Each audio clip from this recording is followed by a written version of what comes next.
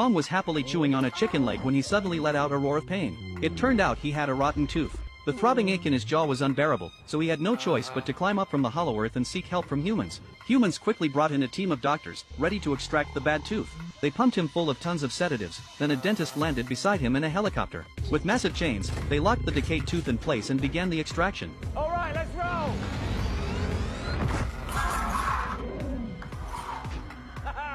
To make sure Kong could still enjoy meat in the future, the dentist implanted a titanium alloy replacement. Kong tested it out and seemed very pleased. What he didn't realize, however, was that his new metal tooth would later become a source of ridicule among his kind. With the procedure done, Kong prepared to return to the hollow earth. But the moment he got back, trouble found him. A pack of wild dogs chased him relentlessly. Kong wasn't afraid of them, but their sheer numbers made them difficult to deal with all at once. He ran toward a cliff, then leapt off, hoping to lose them in the drop.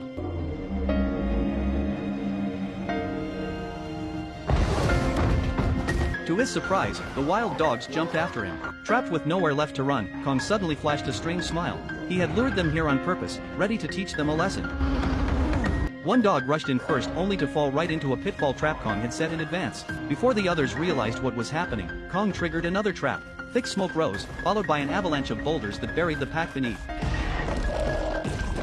Almost all of them were wiped out. Only 3 dogs managed to escape, and even they were still eyeing him cautiously. Kong wasn't interested in wiping them out completely.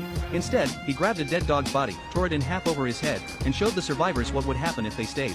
Terrified, the remaining wild dogs bolted in panic. But Kong was left drenched in blood and fluids, feeling disgusted. He went to a waterfall to wash himself clean. After returning to his dwelling, he suddenly sensed a terrifying energy nearby. Without hesitation, he unearthed his long-buried battle axe, ready for combat. He followed the energy to a cliff glowing with an eerie blue light. The source was below. Determined to uncover the truth, Kong descended with his axe lighting the way.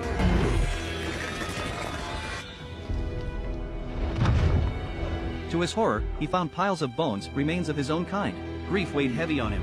Then, from the distance, a thunderous roar echoed through the cavern. Kong stepped out of the tunnel and discovered an even larger chamber. In the mist ahead, a towering figure emerged, slowly moving toward him. Kong braced himself, ready for the fight of his life.